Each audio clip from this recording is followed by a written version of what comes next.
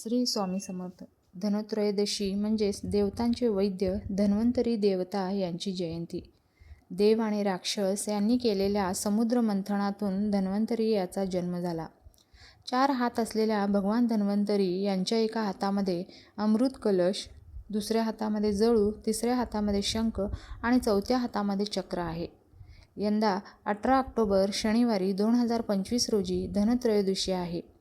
या दिवशी नेमकी कशा पद्धतीने पूजा करावी, शुभ मुहूर्त काय आहे आणि कोणत्या मंत्राचा जप करावा या व्हिडिओमध्ये आपण जाणून घेऊया.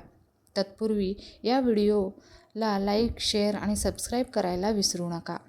तर धनत्रयोदशीला कोणकोणत्या देवतांची पूजा करावी? तर धनत्रयोदशीला भगवान धन्वंतरी, श्री गणेश आणि कुबेर देवता यांची पूजा करण्याची परंपरा आहे.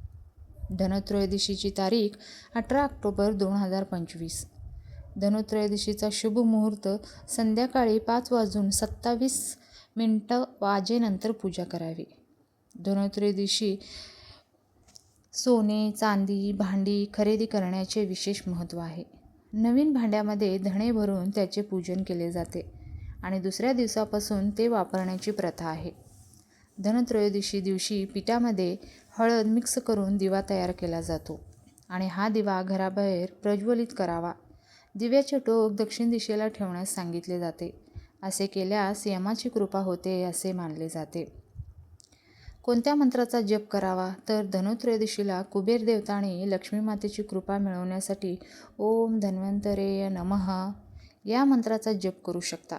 याशिवाय धनप्राप्तीसाठी कुबेर चालीसाचे पठण करू शकता किंवा धनत्रयोदशीसाठी खास असलेले कुबेर स्तोत्र देखील म्हणू शकता, जे लक्ष्मी माता आणि कुबेर देवताची कृपा मिळवण्यासाठी फायदेशीर ठरते.